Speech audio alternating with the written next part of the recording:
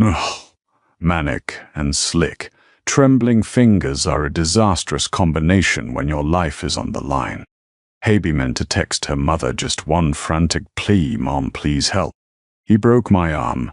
One wrong digit sent her terrified message into the void. She braced herself for cold silence, or perhaps a confused stranger. Instead, 3 gray dots instantly materialized on her shattered screen, followed by a chilling reply that would violently alter her destiny. Wrong number. But I'm on my way. She had no idea who was about to kick her apartment door off its hinges, but Boston's criminal underworld certainly did.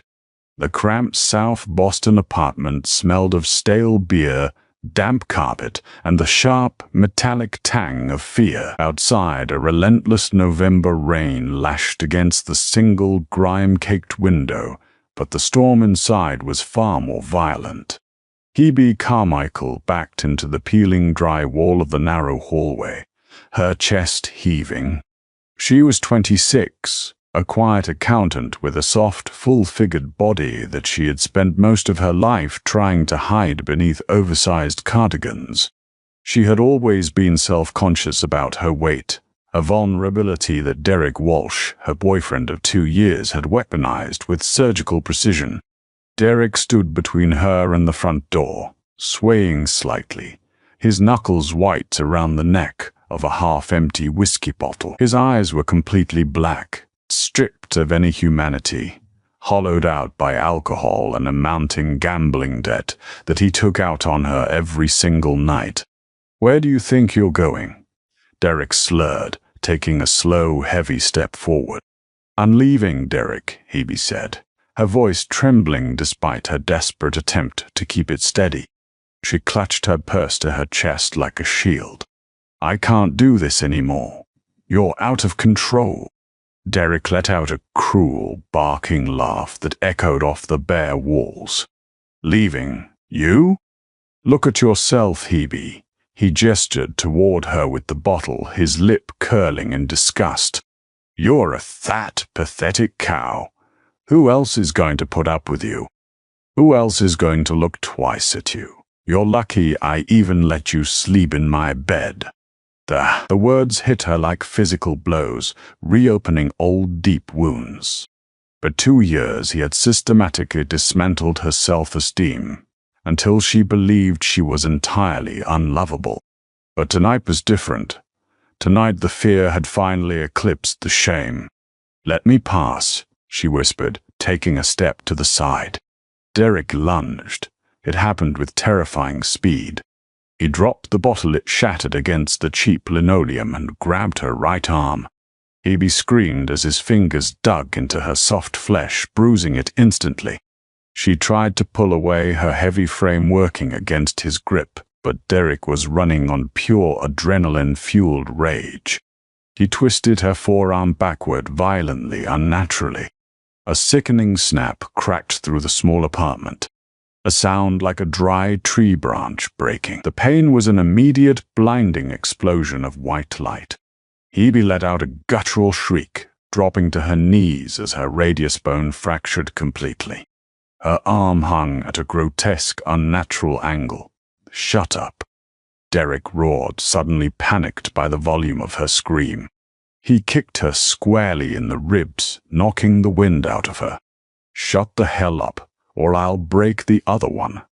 Gasping for air, fighting through the wave of nausea that accompanied the agonizing pain in her arm, Hebe scrambled backward. She kicked her legs, sliding across the slick linoleum until she reached the bathroom. She threw her heavy weight against the flimsy wooden door, slamming it shut and clicking the lock, just as Derek threw his shoulder against the other side. "Open the door, Hebe," he screamed, pounding his fists against the wood. The frame shuddered.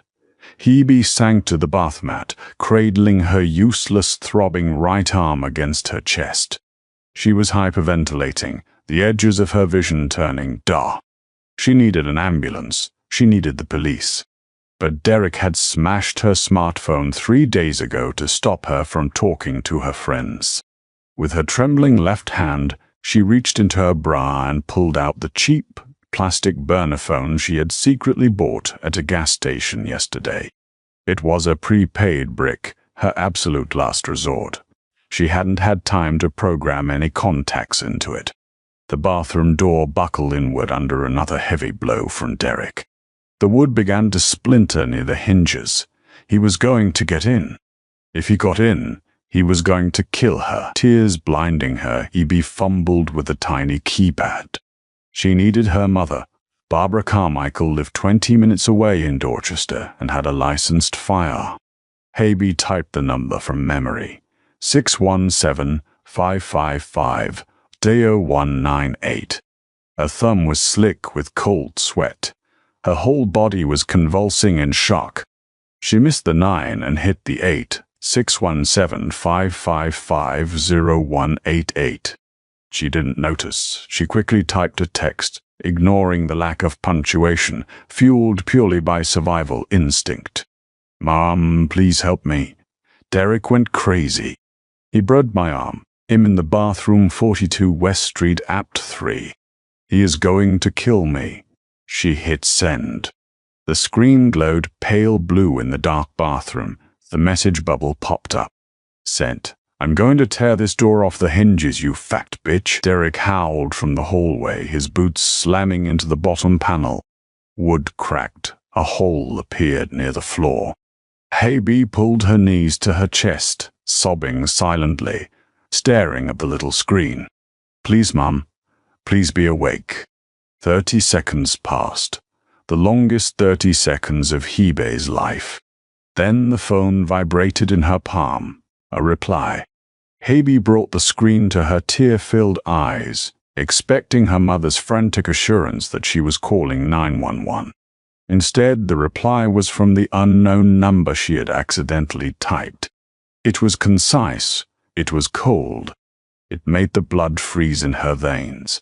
"Wrong number. But I'm on my way. Do not open the door." Habe stared at the screen. A wave of profound terror washed over her. Who did I just text? Another heavy kick hit the door. The top hinge gave way. Derek's bloodshot eye appeared in the crack. "Found you," he whispered maliciously. 5 miles away, in the VIP lounge of a high-end underground casino in the North End, Godiva Sterling was having a quiet drink. Godiva was 34, standing 6'3", with shoulders like a heavyweight boxer and the sharp, unforgiving features of a marble statue.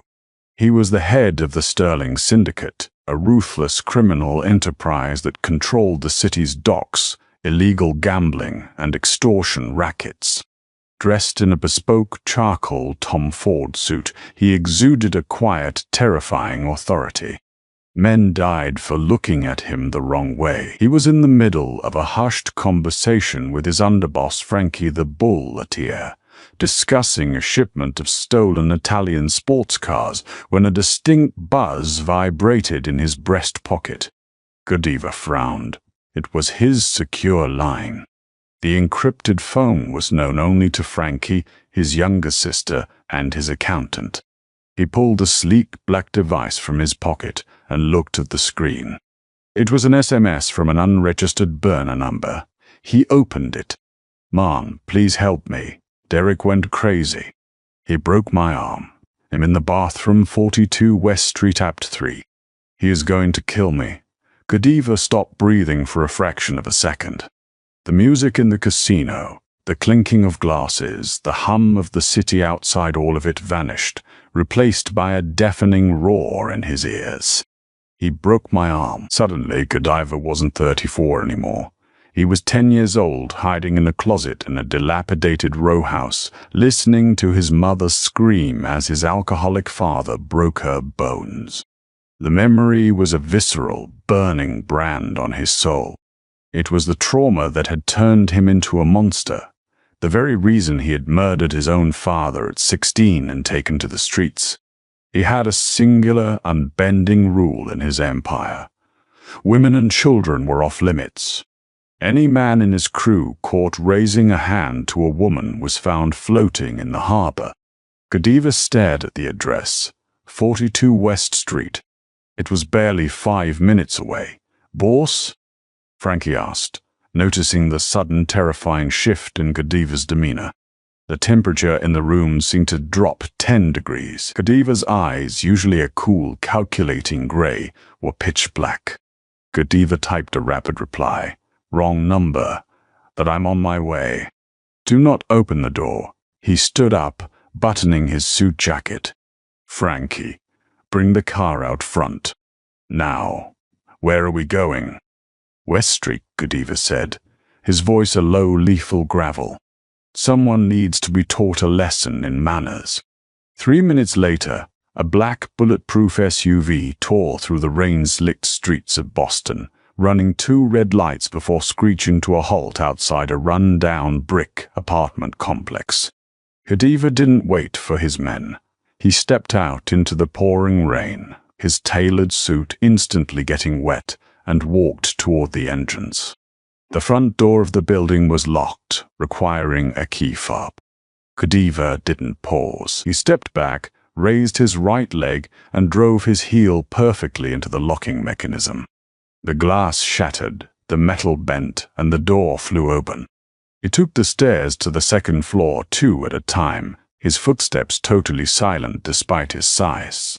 Frankie and 2 other armed men hurried behind him, struggling to keep up. Apartment 3. Through the thin wooden door, Godiva could hear a man screaming. "I'm gonna snap your neck, you stupid fat bitch. Open this door." Godiva didn't knock. He didn't announce himself. He simply raised his foot and kicked the apartment door directly next to the deadbolt. The frame exploded inward in a shower of splinters and drywall. Inside the apartment, Derek spun around, freezing in shock. He was standing in a narrow hallway, a hammer in his hand, preparing to bash in the handle of the bathroom door. Derek blinked at the giant of a man standing in his ruined doorway. Godiva was dripping wet, his face cast in shadows, looking like a demon summoned from the abyss. "Who the hell are you?" Derek spat, raising the hammer, though his hands were shaking. "Get out of my house." Godiva stepped over the threshold, his eyes scanning the room.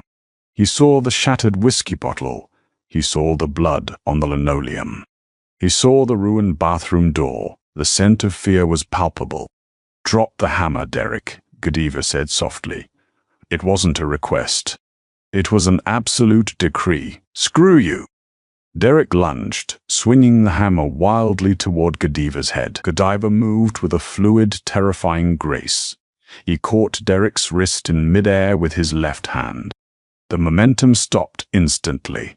Godiva's grip was like an industrial vice. He squeezed. Derek gasped, his eyes widening in agony as the bones in his wrist ground together. The hammer slipped from his fingers, clattering onto the floor.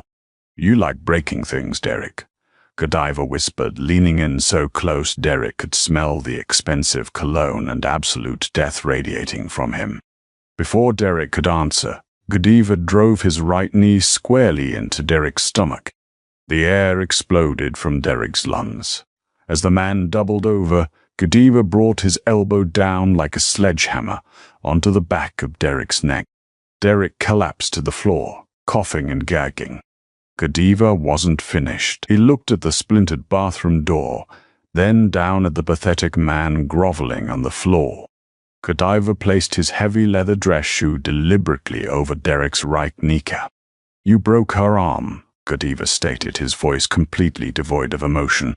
"Wait, please, man. I didn't mean to," Derek sobbed, suddenly sobering up, realizing he had crossed paths with a predator far higher on the food chain. Godiva shifted his weight, pressing down hard. The sickening crunch of Derek's kneecap shattering echoed through the apartment, followed instantly by a blood-curdling scream. "Shut up," Godiva commanded. Frankie and the 2 men stepped into the apartment, looking down at Derek with cold indifference. "What do you want us to do with this garbage, boss?" Frankie asked. "Let's take him to the warehouse," Godiva said, not looking at Derek. "Keep him breathing. I want to have a long conversation with him later." As the men dragged a whimpering, half-conscious Derek out of the apartment, Godiva turned his attention to the bathroom door. He stepped over the debris and lightly tapped on the wood. "He's gone," Godiva said, softening his voice just a fraction. "You're safe. Open the door." Inside the bathroom, Hebe was a trembling mess. She had heard the crash. She had heard Derek's screams. She slowly, agonizingly reached up with her good hand and turned the lock. The door creaked open. Hebe looked up. She was expecting a police officer. Instead, she found herself staring at a man who looked like he belonged on the cover of Forbes, or perhaps a wanted poster. He was breathtakingly handsome, but his eyes were hard, calculating, and deeply intimidating. Godiva looked down at her. He took in her tear-streaked face, her tangled hair, and the way she was cradling her right arm, which was swelling rapidly and turning a horrific shade of purple. He also noticed her body. Where Derek had seen something to mock and degrade, Godiva saw something completely different. He saw soft, beautiful curves, a vulnerability that struck a chord deep within his hardened chest, and a remarkable quiet strength in her hazel eyes. She was real. She wasn't one of the plastic, hollow socialites he usually dealt with. "You texted the wrong number," Godiva said quietly, kneeling down slowly so he wouldn't tower over her.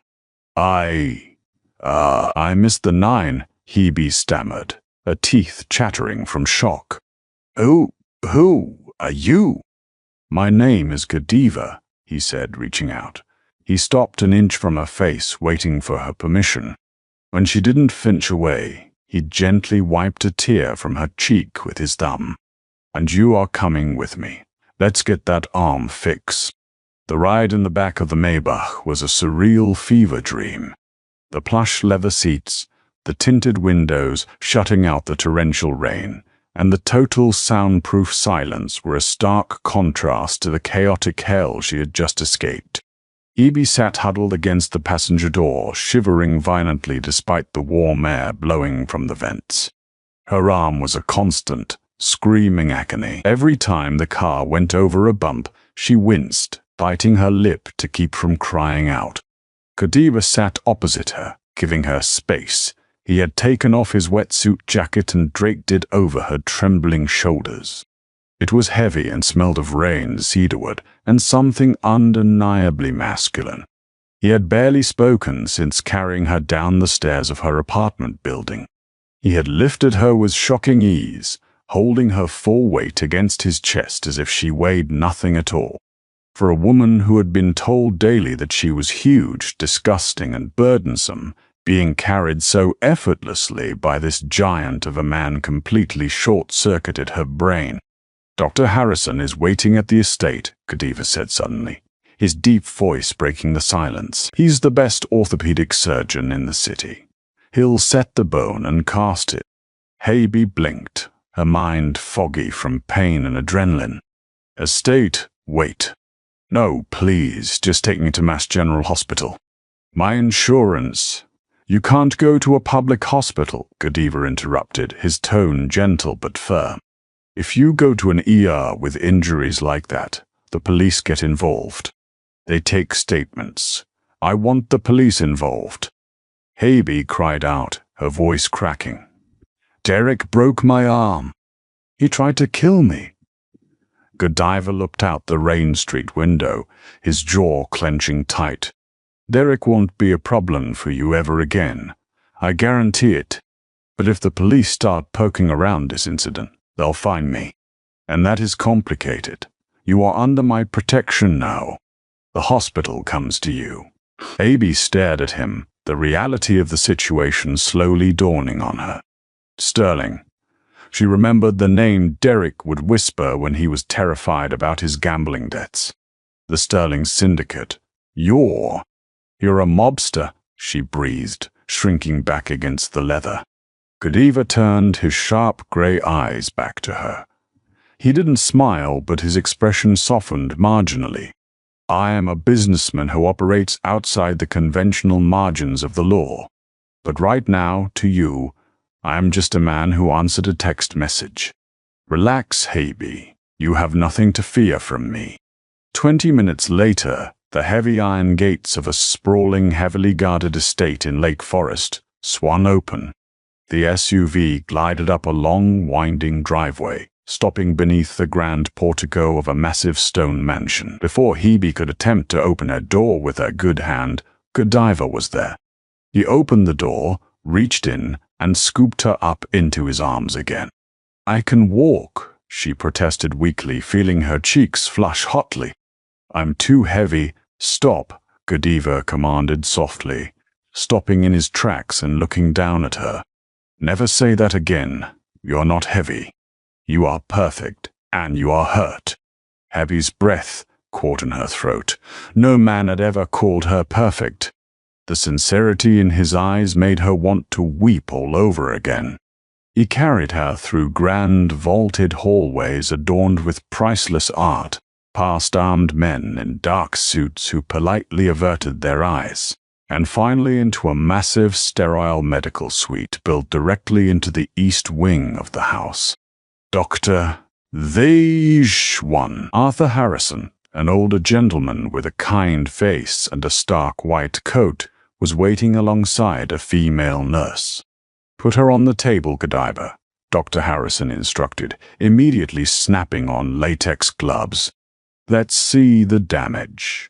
The next hour was a blur of bright lights, the sharp prick of an IV needle, and the blissful warm wave of strong painkillers flooding her system. Godiva never left the room. He stood in the corner, his arms crossed over his chest, his eyes never leaving Hebe. When Dr. Harrison finally manipulated the broken bones back into place, Hebe let out a sharp cry, her eyes rolling back briefly. Godiva had surged forward instantly, his hand gripping her uninjured left hand tight. "Breathe, sweetheart. It's over. The worst is over," Godiva murmured, his thumb stroking her knuckles. Once the heavy fiberglass cast was applied and her arm was secured in a sling, the nurse helped Hebe change out of her ruined, blood-stained clothes and into a massive, incredibly soft silk pajama set that clearly belonged to Godiva. Hebe lay in the center of a California king bed in one of the guest suites, feeling like she was floating on a cloud of hydromorphone. The room was luxurious, lit by the warm glow of a fireplace. The door opened quietly and Godiva walked in. He had changed into dark slacks and a black cashmere sweater. He pulled a heavy wingback chair to the side of the bed and sat down. "How is the pain?" he asked, pouring her a glass of water from a crystal carafe on the nightstand. "Manageable," Hebe whispered, taking the glass with her good hand. She took a sip. "Thank you. For everything.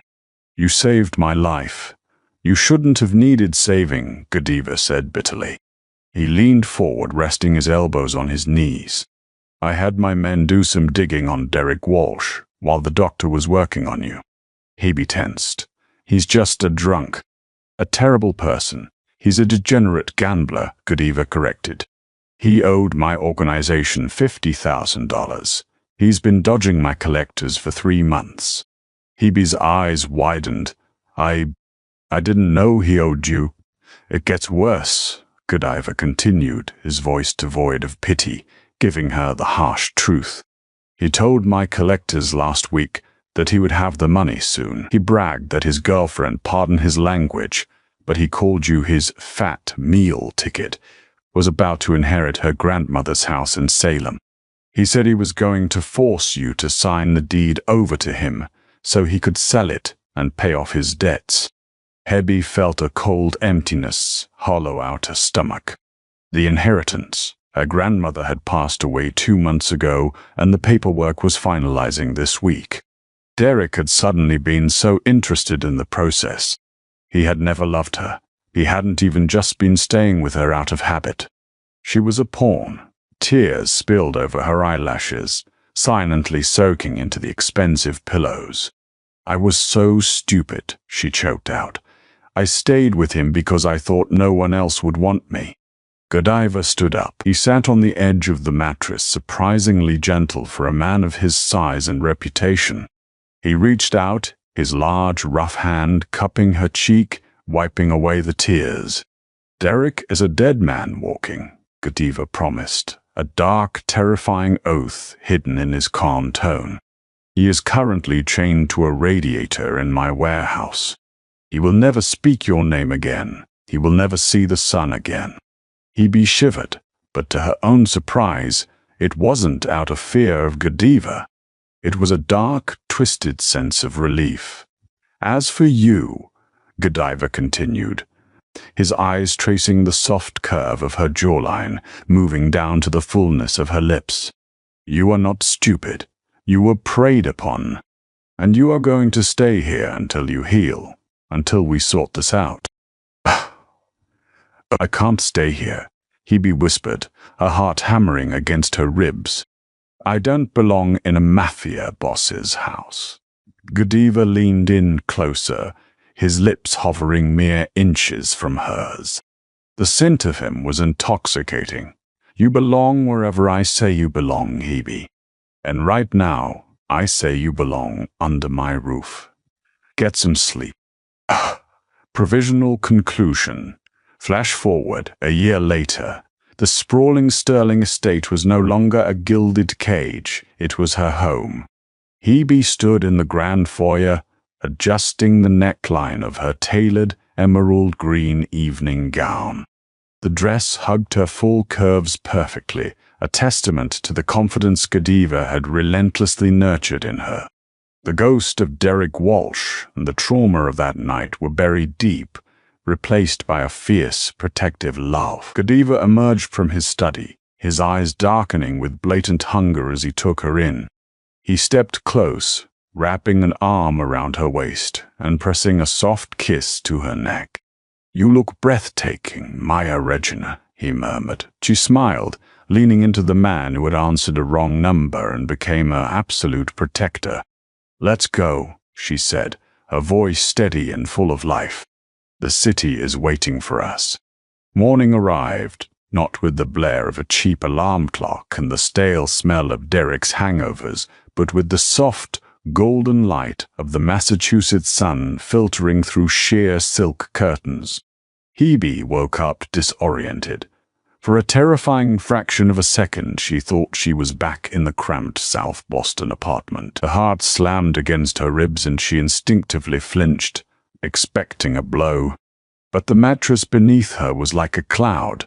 The linens smelled of expensive lavender detergent, and the only sound was the distant, soothing crackle of a dying fire in the massive stone hearth across the room. Then the dull, throbbing ache in her right arm brought everything rushing back. The shattered bone, the wrong number, the giant in the bespoke suit who had kicked her door off its hinges. Godiva Sterling. She tried to sit up, wincing as her heavy fiberglass cast shifted against her chest. She was still wearing his oversized silk pajamas. They swallowed her full figure, yet the fabric draped over her curves in a way that felt strangely luxurious, a stark contrast to the baggy, shapeless sweatpants she usually wore to hide her body. A soft knock at the heavy oak door made her jump. "Come in," she called out, her voice raspy. The door opened to reveal a woman in her late 40s, dressed in a sharp-tailored black suit that looked vaguely militant. She had striking red hair pulled into a severe bun and a face that was unreadable, though not entirely unkind. "Good morning, Miss Carmichael. My name is Bridget Gallagher. Mr. Sterling assigned me as your personal security detail and liaison within the estate," the woman said, stepping into the room with a silver tray. "I've brought you breakfast and your morning pain medication." Heavy stared at her. "Security detail?" Inside the house, Bridget set the tray over Hebe's lap. It held a spread of fresh fruit, Belgian waffles, thick-cut bacon, and a steaming carafe of coffee. "Mr. Sterling is a very thorough man. He leaves nothing to chance, especially regarding his guests." Abby looked down at the food, her stomach giving a loud, embarrassing rumble. Derek had strictly controlled what she ate, constantly commenting on her weight, making her feel guilty for every calorie. I shouldn't eat all this, she murmured, her cheeks flushing hot. It's too much. Bridget paused, her sharp blue eyes softening just a fraction. Mr. Sterling explicitly instructed the kitchen to prepare whatever you desire, in whatever quantity. He mentioned you needed to rebuild your strength. Eat, Miss Carmichael. The chef will be highly offended if you don't. As Hebe awkwardly managed a fork with her left hand, a sudden, horrifying thought struck her like a physical blow. The fork clattered onto the china plate. My mother, Hebe gasped, panic seizing her throat. Oh my God, my mother, I texted her right before I accidentally texted Godiva. If Derek gets out, if his friends go looking for me, they know where she lives in Dorchester. Bridget raised a calm hand. Breathe, miss. Mr. DeSir. Sterling is already handling it. The door swung open wider, and Godiva filled the frame.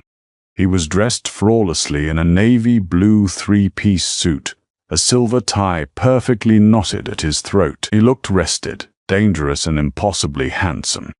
The dark aura of violence that had surrounded him the night before was carefully tucked away, replaced by the polished veneer of a billionaire CEO. Good morning, Godiva said, his deep baritone sending an involuntary shiver down Hebe's spine. He nodded to Bridget, who immediately bowed her head and slipped out of the room, closing the door silently behind her. Godiva walked over to the bed, pulling up the wingback chair and sitting close enough that she could smell his bergamot and cedar cologne. He reached into his inner jacket pocket and pulled out a brand-new top-of-the-line iPhone in a rose gold case. He placed it on the mattress beside her. Your old phone was destroyed, according to the scene at the apartment, Godiva said smoothly. This one is encrypted on my private network. Your new number is pre-programmed, and only 3 people have it, myself, Bridget, and your mother. Hebe's eyes widened. My mother? Godiva, please, you have to understand, she lives alone on Ashman Street. If Derek's bookies or his friends Hebe, Godiva interrupted gently, placing his large, warm hand over her uninjured left hand. The sheer size of his hand made hers look delicate. I told you last night, I take care of what is mine. Look at the phone. Trembling, he picked up the device with her left hand, swiped the screen, and saw a single text message notification. It was from a contact labeled Mom. Hebe, honey, I'm okay. A very polite, very frightening young man named Frankie picked me up this morning. I'm safe. Call me when you wake up. Love you. Tears welled in Hebe's eyes. She looked up at Godiva, completely overwhelmed. You brought her here? Not here, Godiva corrected. The estate is secure, but it is also the epicenter of my operation. It's not a place for a civilian mother to stay long-term. I had Frankie move her to a private, gated penthouse I own in the Back Bay. 2 of my best men are stationed at the door. She has a blank credit card for groceries and whatever she needs. She is entirely untouchable. Hebe let out a sob, covering her face with her good hand. For 2 years she had lived in a state of constant, suffocating anxiety, entirely responsible for surviving a monster she couldn't escape. In less than 12 hours, this ruthless mob boss had completely dismantled every threat in her life. Godiva frowned, leaning forward and gently pulling her hand away from her face. Why are you crying? Did Dr. Harrison not prescribe a strong enough dose? No, it's not the pain, Hebe sniffled, looking into his intense gray eyes. It's just, why? Why are you doing all of this for me? You don't know me. I'm just a mistake, a wrong number, a nobody. She looked down at herself, at the way the silk pajamas clung to her thick thighs and full stomach. The old, deeply ingrained insecurities flared up with a vengeance. I'm not exactly the type of woman a man like you saves. I'm not some supermodel. Look at me. Godiva's jaw tightened. The air in the room seemed to drop 10 degrees. He stood up slowly, his imposing frame casting a shadow over the bed. He didn't look angry, he looked profoundly offended. He leaned down, placing a hand on the mattress on either side of her hips, caging her in. His face was inches from hers. "I want you to listen to me very carefully, Hebe Carmichael," Godiva growled, his voice a low, vibrating purr that made her breath hitch. "The men I deal with, the women who throw themselves at me in my world, they are plastic. They are hollow. They are starving themselves for an aesthetic that means absolutely nothing to me. Tive." He lifted one hand from the mattress and gently, reverently, traced the curve of her hip through the silk blanket. Hebe gasped, a sudden bolt of heat rushing straight to her core. "You are soft," Godiva murmured, his eyes darkening as they dropped to her lips. "You are real. When I carried you out of that hellhole last night, you felt exactly the way a woman is supposed to feel in my arms. Do not ever let the words of a dead man dictate how you see yourself.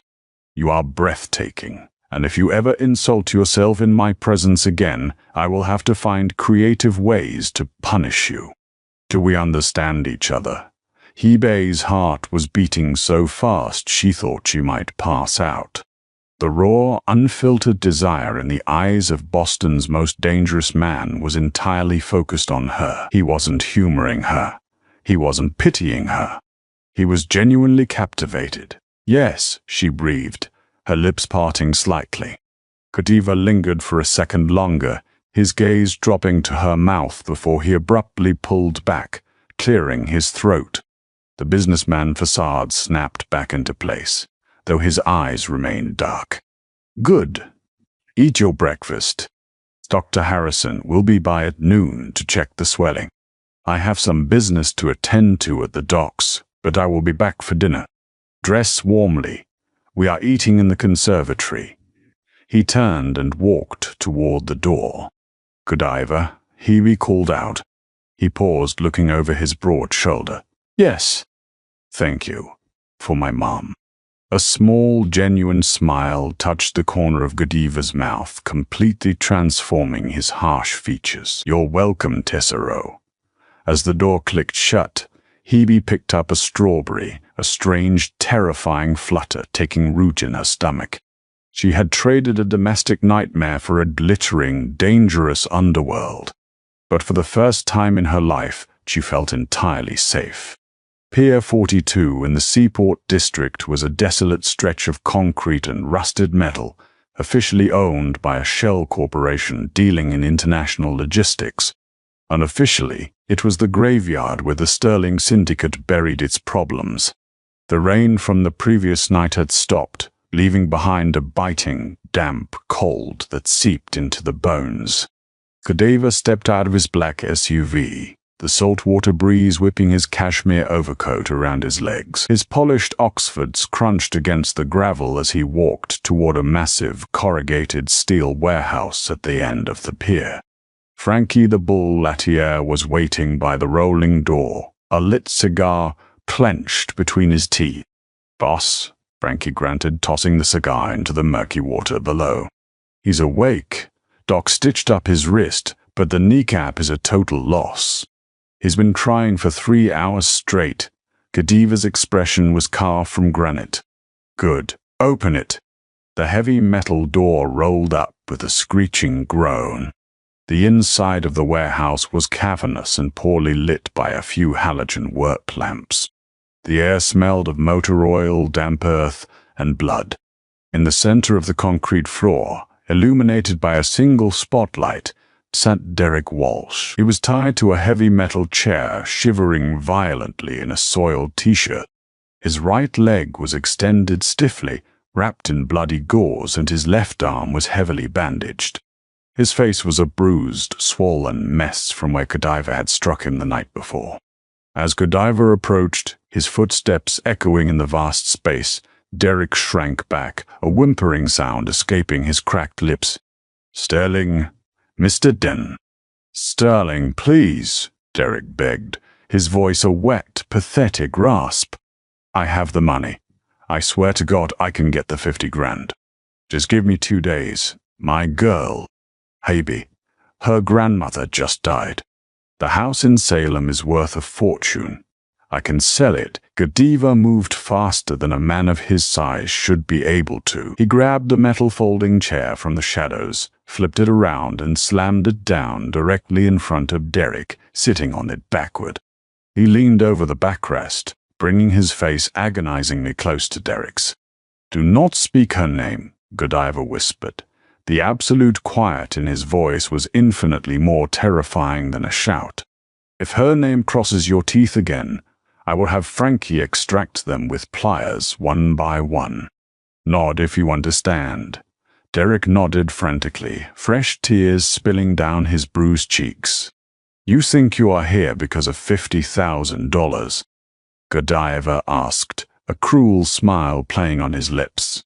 He pulled a silver cigarette case from his coat, selected a cigarette, and lit it with a heavy gold Zippo. He blew a stream of smoke directly into Derek's face. 50 grand is what I spend on dry cleaning in a month, Derek. You are here because you laid your hands on something that did not belong to you."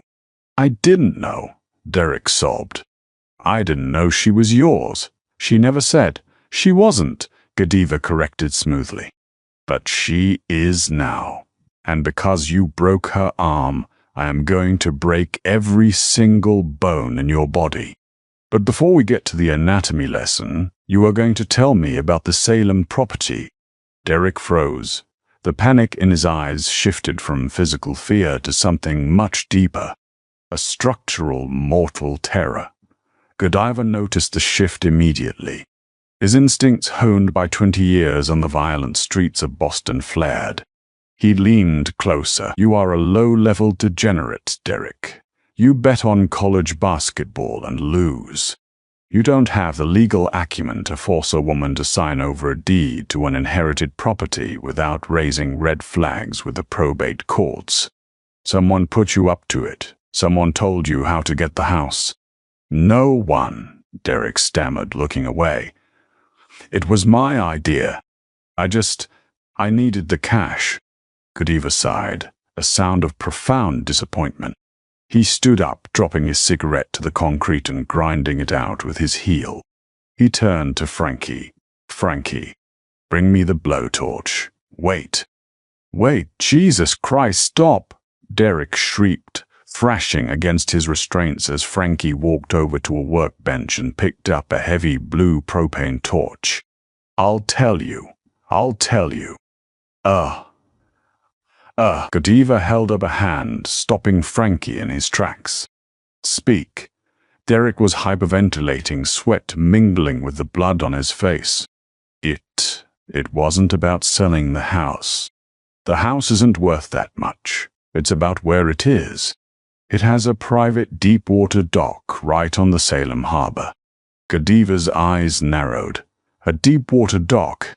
The Sterling Syndicate controlled the commercial ports in South Boston and the North End, effectively putting a stranglehold on all illegal imports into the city. A private dock in Salem, off the grid and unmonitored by customs, was a smuggler's wet dream. "Who?" Godiva demanded, his voice dropping an octave. Derek swallowed hard. "O'Bannon. Declan O'Bannon." The name hit the silent warehouse like a bomb. Frankie cursed loudly in Italian, taking a step back. Godiva stood perfectly still, his muscles locking tight. Declan O'Bannon was the head of the Irish mob in Charlestown. He was a ghost, a ruthless psychopath who had supposedly fled to Ireland 5 years ago after a federal indictment for racketeering and multiple homicides. If O'Bannon was back, and making a play for a private port in Salem, it meant he was gearing up for a war. He was trying to bypass Godiva's tax on the docks to bring in weapons or heavy narcotics. "He's back?" Godiva asked quietly. "He never left," Derek whispered. "He's been operating out of the South Shore. One of his lieutenants, a guy named Sully, bought my debt from my old bookie. They said if I got her to sign the Salem house over to an LLC they set up, my debt was cleared, and they'd give me 100 grand on top. Godiva felt a cold, sickening dread pool in his stomach. Hebe wasn't just a victim of domestic abuse. She had been sleeping next to a ticking time bomb. By rescuing her, by bringing her into his world and taking Derek off the board, Godiva hadn't just saved her, he had unwittingly stepped directly into Declan O'Bannon's crosshairs. O'Bannon would be looking for Derek, and more importantly, he would be looking for the woman who held the deed to his new port. How long until they expect the deed? Godiva asked. Friday, Derek choked out. The probate clears on Thursday. I was supposed to bring the signed papers to a bar in Charlestown on Friday night. Oh, today was Wednesday. Godiva turned his back on Derek, walking toward the open loading dock, staring out at the grey, churning water of the harbor. The stakes had just shifted astronomically. Hebe was no longer just a woman. He felt an overwhelming, primal urge to protect. She was now a high-value target in an impending mob war. "What do we do with him, boss?" Frankie asked, gesturing to the sobbing Derek. "O'Bannon's boys are going to be looking for him." "Let them look," Godiva said coldly, without turning around. "Kill him. Put him in a barrel, fill it with scrap iron, and drop him in the Mariana Trench for all I care. But make sure it's clean.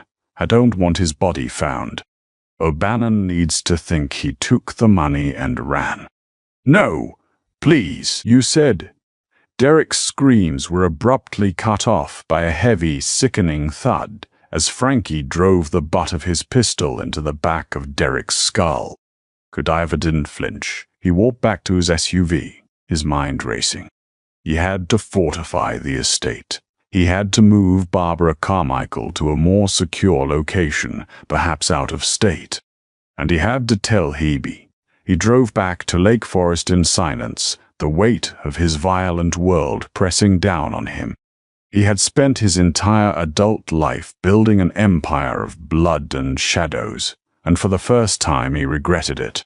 Because now, the one bright, pure thing that had accidentally stumbled into his life was in imminent danger because of the air he breathed. When Godiva returned to the estate, the sun was beginning to set, casting long, fiery shadows across the manicured lawns. He bypassed his study and walked directly up the grand staircase to the guest wing. He knocked softly on Hebe's door and let himself in. She was sitting in the bay window overlooking the gardens reading a book. She had showered and changed into a pair of soft black leggings and an oversized cream sweater that hung off her left shoulder. Her hair was damp and curled around her face. She looked peaceful. She looked beautiful. When she saw him, her face lit up with a genuine smile that hit Godiva like a physical blow to the chest. "You're back," she said. Setting the book down, Godiva walked over to her, his heart heavy. He noticed she was struggling to adjust the sling over her thick sweater with her good hand. Wordlessly, he knelt in front of her. He gently pushed her hands away. "Let me," he murmured. His large, calloused hands, the same hands that had just ordered a man's execution, were incredibly gentle as he adjusted the straps of the sling, lifting the heavy cast so it rested comfortably against her chest. He could feel the soft warmth of her body radiating through the sweater. He smelled the vanilla and honey body wash she had used. Hebe looked down at him, her breath hitching at his proximity. "Is everything okay?" she asked softly, noticing the dark circles under his eyes and the tense set of his jaw. "You look burdened." Godiva finished adjusting the sling and let his hands rest on her soft, thick thighs. He looked up into her hazel eyes, hating that he had to drag her into his darkness. "Hebe," he said, his voice thick with emotion he usually kept buried. "We have a problem, and it's much bigger than Derek Walsh." "What do you mean, a problem bigger than Derek?" Hebe asked, her voice a fragile whisper. She instinctively pulled the oversized cream sweater tighter around her thick frame, suddenly feeling incredibly exposed despite the heavy security of the Lake Forest estate. Godiva remained kneeling before her, his large hands still resting protectively on her thighs. The warmth radiating from his palms was the only thing keeping the chill of his words at bay. Derek wasn't acting alone, Godiva explained, his voice a low, steady rumble designed to keep her calm. He was in debt to a man named Declan O'Bannon. O'Bannon is the head of the Irish syndicate in Charlestown. He's a ghost, a violent sociopath who we thought fled the country years ago. But he's back, and he wants your grandmother's house in Salem. Haby blinked, her mind struggling to connect the dots. Nana's house? Why? It's just a drafty old Victorian on the water. The roof leaks. The plumbing is from the 60s. It's barely worth $500,000. It's not the house he wants, Haby. It's the land it sits on, Godiva said, his grey eyes darkening with dangerous calculation. Your grandmother's property possesses a private, deep-water dock that feeds directly into the Atlantic, completely bypassed by the Port Authority and Customs. O'Bannon wants to use it to run heavy artillery and narcotics into New England without paying my syndicate's tax on the main docks. Derek's debt was a manufactured excuse. They used him to get to you. They needed your signature on the deed. A wave of profound nausea washed over Hebe. The inheritance she had thought would be her quiet escape, her safety net, was actually the epicenter of a looming mob war. She looked down at her lap, tears welling in her eyes, spilling hot and fast down her cheek.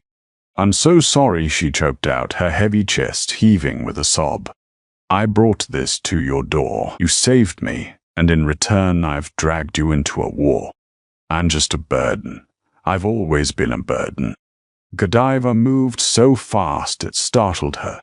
He shifted from his knees, sliding onto the window seat beside her, and wrapped his left arm tightly around her shoulders, pulling her soft, full body flush against his hard, muscular frame.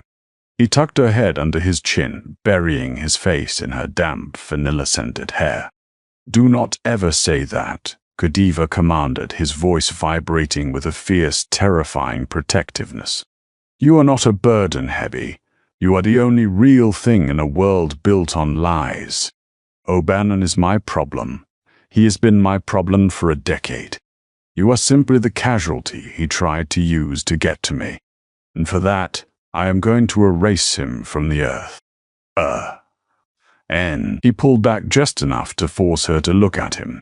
His thumb gently wiped a tear from her jawline. "I told you, you are under my protection. That means all of you, your mother, your property, your life. But things are going to move very quickly now." Just then, the burner phone Godiva had given her vibrated violently on the small table next to the window. Godiva snatched it up. The caller ID read, Thomas Abernathy-esque. Her grandmother's probate attorney. Godiva had his tech team forward any calls from the lawyer to the secure device. Godiva answered, putting it on speakerphone. "Abernathy." "Speak." "Wow. Who is this?" An older, panicked voice crackled through the speaker. "I need to speak to Hebe Carmichael immediately. This is an extreme emergency." "This is Godiva Sterling. Miss Carmichael is indisposed. Whatever you have to say to her, you say to me." There was a long, terrified pause on the other end of the line. The name Sterling carried a heavy, bloody weight in Boston's legal circles. "Mr. Sterling." "Jesus," Abernathy stammered. 10 minutes ago, 3 armed men entered my office on State Street. They bypassed my receptionist and kicked my door in. They had a forged power of attorney signed by a Derek Walsh, demanding the deed to the Salem property. They said the probate cleared this morning." Hebe gasped, her good hand flying to her mouth. "Where are they now?" Godiva asked, his voice dead flat. "They left when I told them the physical deed had already been transferred to a secure courier for Miss Carmichael," Abernathy said, his voice shaking. "But they trashed my office. They said they know she's in the city. They said they're going to find her, and if I alert the authorities, they'll kill my wife. Listen to me very carefully, Thomas, Godiva said smoothly. You will lock your doors. You will not call the police. I am sending a team to your office right now to escort you and your wife to a secure hotel until this is over. Do you understand? Yes. Yes, sir. Godiva ended the call. He looked at Hebe, the polished businessman completely gone, replaced by the apex predator of the Boston underworld. They are accelerating their timeline, Godiva said, standing up and smoothing his slacks. They know Derek is missing. They know the window to get that dock is closing. What do we do? Hebe asked, her heart hammering against her ribs. We give them exactly what they want, Godiva said, a cold, lethal smile touching his lips. We give them the deed, and when Declan O'Bannon steps out of the shadows to claim it, I will bury him under that dock. In the weeks following Le Bernardin, the Gallagher Empire didn't collapse, it suffocated, slowly and methodically, under Beatrice's calculated design. Federal agents swarmed the Brooklyn docks, dismantling operations piece by piece, choking off the steady flow of cash that had once sustained loyalty. Without money, allegiance crumbled. From Lorenzo's sunlit study, Beatrice directed it all with quiet authority. Draped in silk, she reviewed financial reports with surgical focus, seamlessly integrating what remained of the Gallagher assets into the Costa network. Every number told a story, and she rewrote each one. When vendors began skimming profits expecting the Irish to reclaim control, Beatrice didn't respond with violence. Instead, she deployed strategy offering reduced fees and exclusive contracts, turning fear into opportunity. Stability, she understood, was far more powerful than intimidation. Carmine carried out her instructions without question, his respect bordering on reverence. By the time Lorenzo returned, worn from negotiations, the shift in power was undeniable. He didn't interrupt. He simply watched, knowing the empire was no longer just his. It was theirs, but she was the one shaping its future. 2 years later, the heavy iron gates of the Sterling estate stood firm against the world, but inside, the cold fortress had been transformed into a warm sanctuary. Hebe Sterling sat on the edge of the sprawling mahogany desk in Godiva's private study, her caste long gone, replaced by a stunning, emerald-cut diamond ring that caught the firelight. She wore a tailored crimson dress that celebrated every soft curve and full line of her body. She no longer hid, but carried with the grace of a woman fiercely and unequivocally loved. Godiva stood behind her, his large hands resting gently on her waist as he reviewed the legitimate shipping manifests she had meticulously organized. The violence of their beginning had forged an unbreakable bond, built on mutual rescue. She had given the ruthless mob boss a reason to seek the light, and he had given the bruised accountant the absolute power to reign. She wasn't just his wife. She was the untouchable queen of his empire, proving that sometimes salvation arrives in the form of a wrong number and a beautiful, chaotic mistake.